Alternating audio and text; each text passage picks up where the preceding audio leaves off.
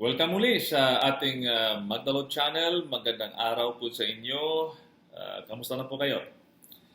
Our last video, episode 2, ay patungkol sa paano nabuo ang Samahang Magdalog na binubuo ng mga voluntaryong Pilipino na naghahangad ng pagbabago. So, pag-usapan natin ngayon sa ngayong video, episode 3. Ito ay patungkol sa pinapangarap ng Magdalo sa bansa. The Magdalo Vision. Kasama rin sa video ito ang dalawang advocacies na sinusulong ng Magdalo. Good citizenship at good governance. What do Magdalo envision for the country? Ano ba ang gusto nating makita para sa ating bansa in the future? Ang Magdalo ay nangangarap ng isang bansang mapayapa, maunlad, progresibo na may nagkakaisang Pilipino.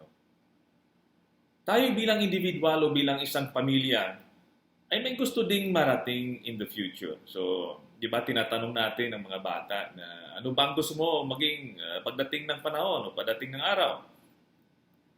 Ang lahat na ginagawa natin at pinapaguran ay dapat nagko-contribute sa vision na ito, sa gusto nating mangyari in the future.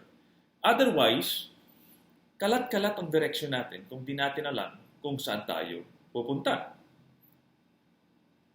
Kapayapaan. Nangangarap tayo na mapayapang bansa dahil sa ilang dekada na di natatapos ang rebelyon sa ating bansa. Hanggang ngayon, tayo mismong kapwa Pilipino ang nagpapatayan. May mga ugat ito. Alam natin may dahilan. Hindi po pwedeng bingi-bingian tayo sa mga hinaing ng ating mga kapatid. Kaya ako ay sang-ayon na pagkakaroon ng peace talks. Kahit ako'y dating sundalo, may mga mista akong classmate na namatay, sundalo. Pero at the end of the day, hindi po pwedeng patayan lamang. We need to talk to each other. At least sa Mindanao, nagkaroon na ng Bangsamoro Autonomous Region ni Muslim Mindanao na hoping patuloy no, na magpatibay ito at ma-achieve ang mga adikain ng direction na ito. Okay sa akin ang LCAC o Ending Local Communist Armed Conflict. Yes, dapat may strategy tayo paano sugpuin ang rebellion. Pero hindi dapat dahas lang. I understand holistic approach ito, pero ang nakikita kasi natin is yung dahas lang. No? Dahil ang isang ideya ay di napapatay ng bala at baril. Much better option ay paano mag-shape up ang ating gobyerno. Paano ito makapag-deliver ng maayos na social services, paano ito maging efficient sa kanyang operations, paano taasan ang antas ng professionalism at nationalism ng ating mga kawani, paano ito pagtibayin ang justice system nito ng bansa na makapagbibigay ng mabilis at patas na hustisya lalo sa mahihirap. Paano tanggalin, if not, bawasan ang ganid at pagnanakaw ng mga opisyalis sa gobyerno at iba pa. Matapang tayo sa giyera, pero huwag nating kalimutang mahalin ang ating kapwa Pilipino. Bottom line, dapat i-address ang ugat ng rebellion sa ating bansa.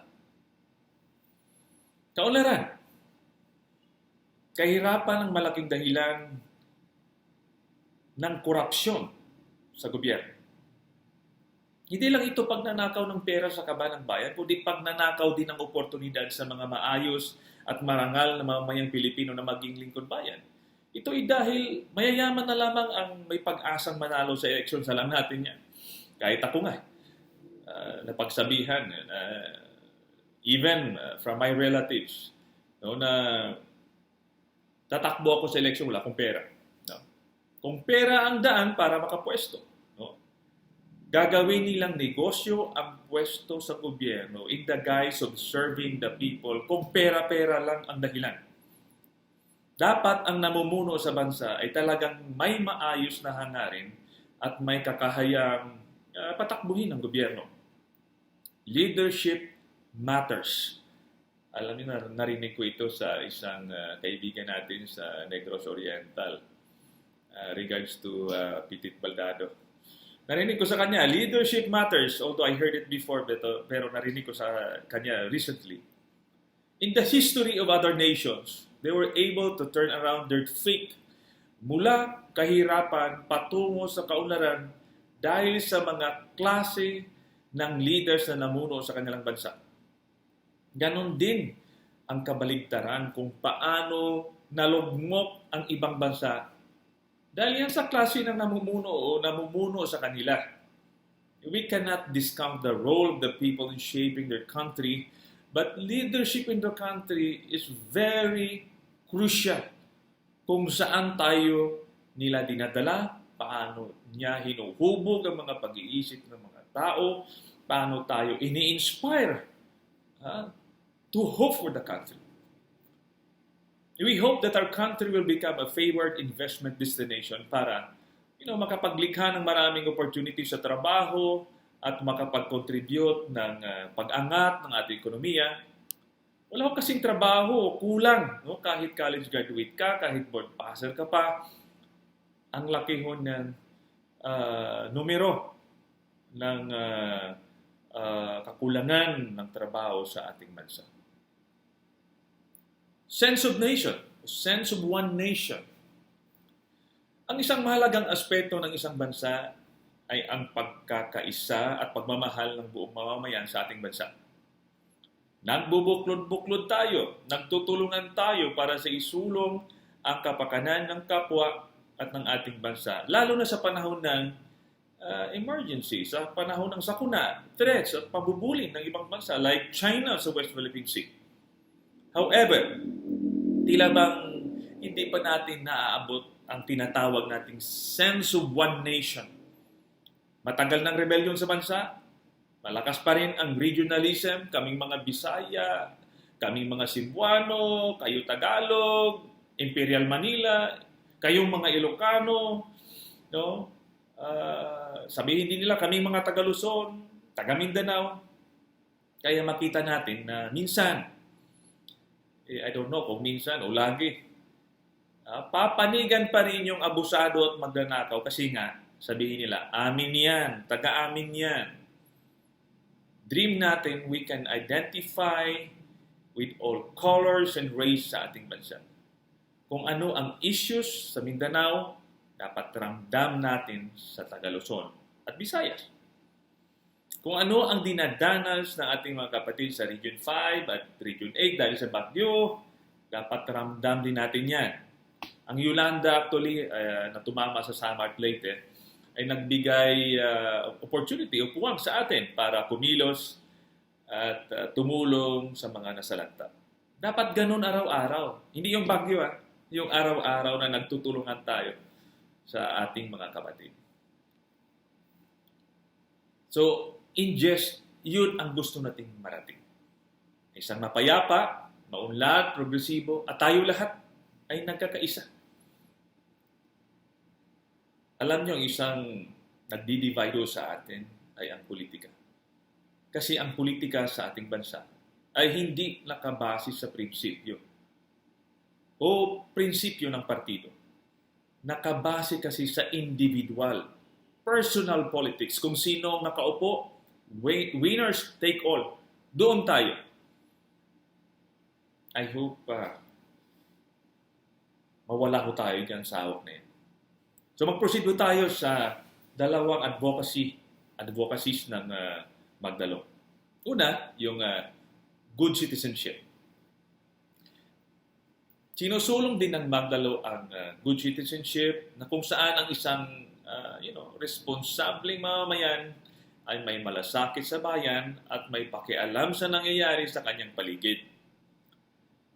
Dapat, mulat ang ating mga mata para makita natin ang mga problema upang makahanap ng solusyon kasama ng iba pa nating mga kababayan. Kasi parang, I don't know kung bulag tayo o sadyang pinipikit natin ng ating mga mata kasi nga, hindi naman tayo tikim ng biyaya mula sa gobyerno, so we better not participate. So, ganun ang nangyayari. Pero ang tanong ko, Naniniwala ba kayo na apektado tayo ng ating gobyerno whether you like it or not?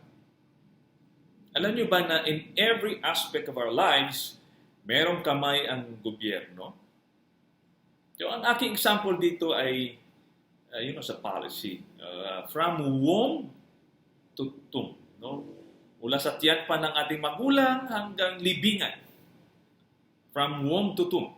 We are affected by the kind of government we have. So, tinatanong ko lagi sa aking mga nakakausap when I do orientations. So, pag nabuntis si Mrs., saan natin dinadala? So, karamihan sa sagot ay sa public health center na magtingin ng ating mga Mrs. No? At titingin doon yung mga health workers na duty doon. So, suwerte na kung may doktor o nurse. No? Pero karamihan, wala. Absent. Wala. O kung meron man, absent. No? O minsan lang. And alam natin kasagaran malayo ang health centers natin. At pagdating mo doon, ang haba pa ng pila. Minsan, di ka pa nasabihan, yun nga, absent ang mga in-charge doon. Ang next na tanong kung manganganak si Mrs., saan natin kasagaran dadalhin? Kung ang sagot mo ay private hospital ba, maswerte ka. Isang araw lang doon, baka abutin ka na ng 50,000. No? Pero karamihan sa ating mga kapatid, ang sagot ay, again, public health center o public lying-in na limitado din ang kapasidad. You have to sacrifice kasi nga yun lang ang kaya. Ang iba na di na nila kaya pumunta sa mga centers na yan, no? Sabi nila, kumadrona na lang. No? Hindi pa kaaya-aya talaga ang public health care system sa ating bansa. Ay gobyerno yun no? Kasi kung malaking pondo natin, pwede natin kayanin. Pero sinasabi ko nga, apektado tayo dyan. Ngayon, nanganak na si Mrs. Nandiyan na si Junior o si Inday. Talagang, kayod tayong mga pamilya na palakihin at paaralin ang ating mga anak. And what I appreciate with Filipino family is that kahit sa hirap ng buhay natin, we really try our best na makapagtapos ang ating mga anak. Kahit tumalbog pa ang lupa at mga alagang kalabaw, baka para makapag-aral lang si Junior o si Inday. Gagawin natin, mag-utang sa lending, kabilat kanan, para lang mapaaral sila. Di sapat ang quota ng scholarships actually, even if we have that law. Kung makuha ka man, kailangan pa rin magbayad ng boarding house, yung allowance, pamasahe, sa pagkain at requirements sa school. Mahirap talaga magpaaral ng bata. Kami nga noon, kahit teacher ang mother ko, hello to my mother. Kahit pa paano, may ari-arian pa ang father ko. Di rin mawawala sa lending si mother. At for that matter, sa mga kasabay nilang teacher, at even right now, kabilat ka ng lending pa rin. So assuming nakagraduate na si Junior o si Inday dahil sa pagpupursige ng magulang nila. Ang tanong, ulit, makakatrabaho ba sila kaagad? Kasi nga, naghirap tayo, nagbigay tayo ng lahat ng makaya natin, inubos natin, and ang ibang mga magulang, for the karamihan, ay umaasa na makapagtrabaho na para makatulong sa pamilya. Problema, hindi naman talaga makapagtrabaho ka agad. Kahit sabihin pa natin na board passer ka. So, makapagtrabaho ka agad, ang tingin ko ay hindi. Kunan ko lang ng example, nabanggit ko na rin ito sa ating mga audience. Ang recruitment ng Philippine Coast Guard. Ang quota na tatanggapin ay 4,000 lamang. Alam niyo ba kung ilan ang nag-apply? 75,000. Marami pa dyan sa nag-apply ay mga, may Latin honors, magna cum laude, board passers, college graduates, maraming eligibilities like civil service exam. Marami dyan, 75,000. Ang na-qualify ay around 40,000 plus. Tapos, out of this, 4,000 lang ang kukunin. This only shows ganon karami ang, masabi ko, ng desperadong naghahanap ng trabaho. Gobyerno ang issue na ito.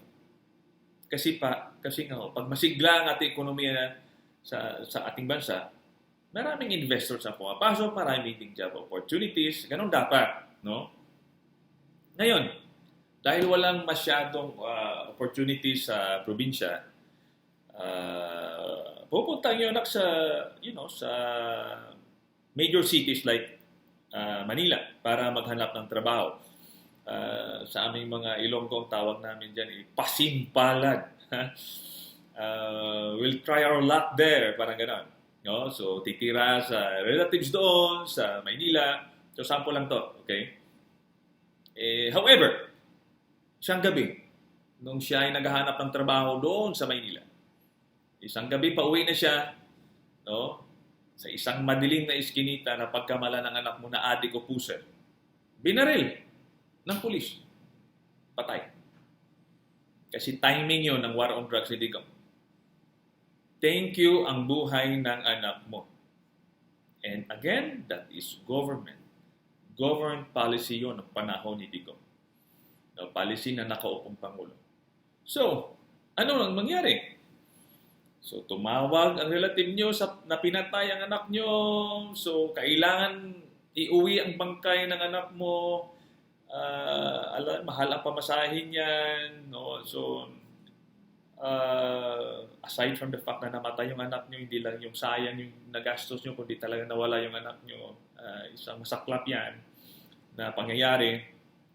So, dahil wala ho tayong pera, kasi naubos na natin sa paggastos sa ating pamilya, usually hingi tayo ng tulong sa DSWD, sa PCSO, sa PAGCOR, no? Pero usually hinahanapan ka kasi ng Certificate of Indigency to prove na talagang mahirap ka. So, kukunin mo ito sa barangay. So, isang senaryo lang, pagpunta ng relative mo sa barangay, marinig mo yung kwentuhan na, Kap, huwag mo yung bigyan ng Certificate of Indigency. Kumontra yan sa'yo. Nag-leader-leader pa yan sa kabila. Politika talaga. No? And I tell you, nangyayari yan. So pag kulang ang professionalism sa hanay ng ating lingkod bayan at malalim ang hatian, no, sa politika, ito talagang mangyayari.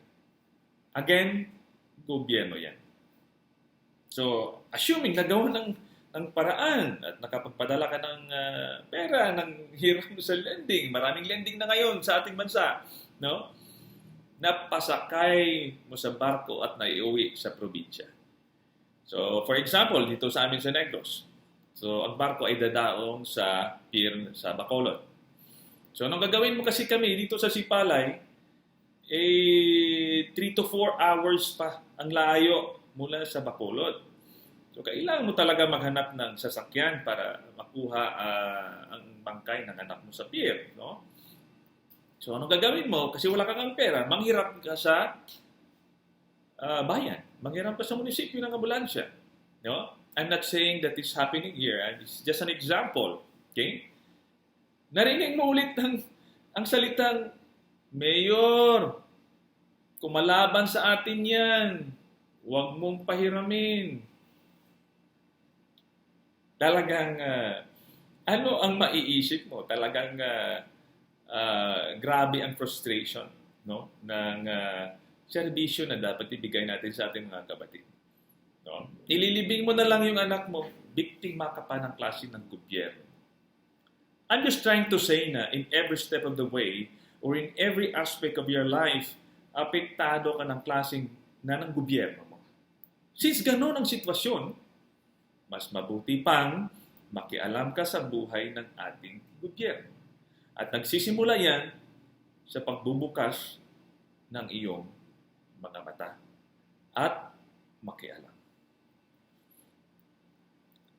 Ang pangalawang advocacy natin ay good governance. Okay? Dahil ito naman anti-corruption, good governance, ito naman ang talagang ninanais natin na magkaroon tayo ng maayos na gobyerno. So, ang isang pinupursu ng Magdalo, ito nga, yung good governance. Hindi lamang maayos, pero epektibong gobyerno na dapat transparent o hayag ang paggamit ng kaban ng bayan at dapat yung mga nag-aabuso ay managot o accountable o sino mang taong gobyerno hindi ginagawa ang kanyang mandato. Abusado sa pwesto o nagnanakaw ng pondo ng bayan. Sa mga nanonood ngayon sa video na ito, tinatanong ko rin ito sa aking mga audience orientation. Alam niyo ba magkano ang Internal Revenue Allotment o IRA ng bayan mo? Alam ko, sa karamihan na tinanong ko, hindi nila alam. No? So, alam niyo ba kung ano ang programa na pinapatupad ng nakaupo at magkano ang budget sa mga programang ito? Again, tingin ko ang mga sagot ay hindi. So, di alam natin ang IRA, hindi natin alam ang pondo, ang mga programa. So, paano nyo malaman kung ginagamit nga yung ng tama o ninakaw ang pondo kung hindi nyo alam? May karapatan kayo o tayo na alamin ang pondo ng bayan. Kasi nga public funds yan, galing yan sa gobyerno. In fact, even if you don't ask for it, supposedly, nire-report ng opisyal ng gobyerno ang pondo na ginagamit nila at kung saan napunta. However, karamihan takot magtanong kasi babalikan sila ng nakaupo. Babalikan sila. Bakit sila nagtatanong?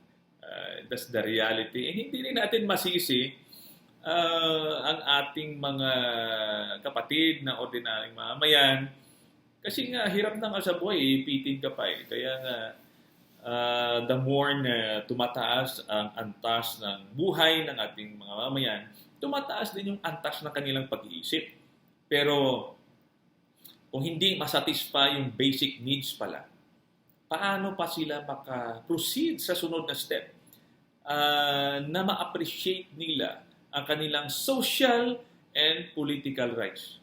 Kaya nga, sabi ka ng iba, mas maganda, mas mahirap para madaling kontrolin. The more na independent, mahirap kontrolin. So, yes sir. Kaya ang tanong, kaya nyo bang panagutin ang inyong congressman, mayor o konsehal o kapitan? Accountability. Medyo mahirap na gawin yan kasi sila nga sa poder at may pera pa. Understandable na marami ang takot. Di rin natin masisi ang ating mga kapatid, sabi ko nga.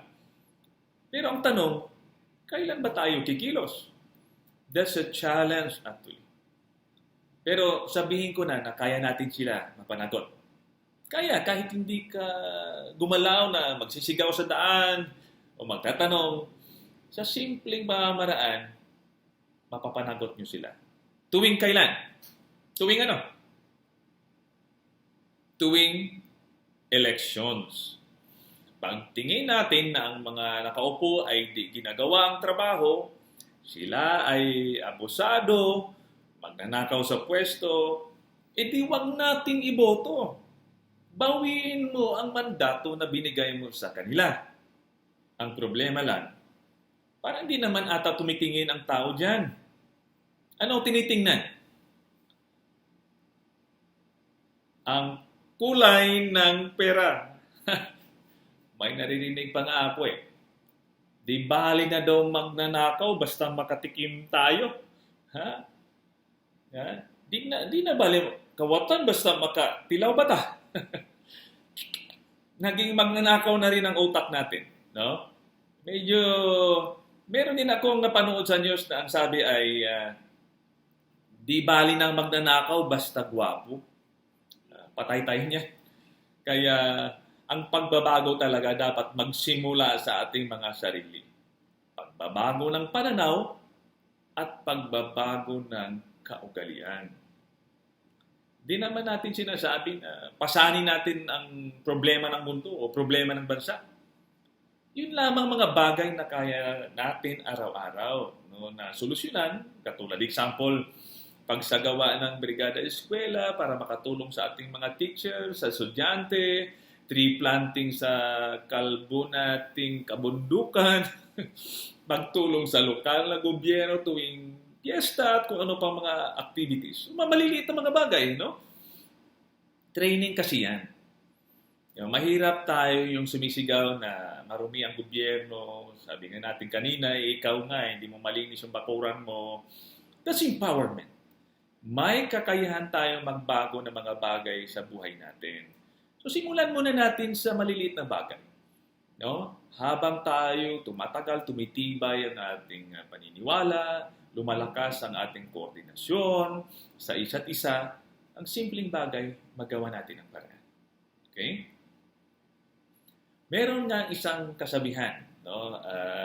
By Mark Skousen. It's an author and economist. Sabi niya, we shall never change political leaders until we change the people who elect them. Hindi raw natin mapapalitan ang ating mga leaders kung hindi magbabago ang mga botante. Naniniwala ba kayo dito?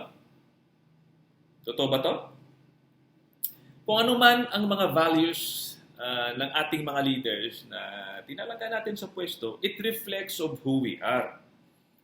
Kung puro artista o komedyante ang binoboto natin, it reflects ang mindset ng mga majority nating mga kababayan. Natali tayo sa telenovela, pelikula, Facebook, TikTok, Instagram, no? And sometimes we feel good as we watch them. We see the best of them sa pelikula. Natural, drama yan eh. Tapos, iboboto natin. Kung ang napili natin ay magnanakaw, kahit alam natin, more or less, gano'n na rin ang mindset nating mga botante. Magnanakaw. Di ba? Pare-pareho lang naman yan eh. Yun ang sinasabi eh. Nagnanakaw naman ang lahat. So we might as well take advantage of them. Basta makatikim tayo.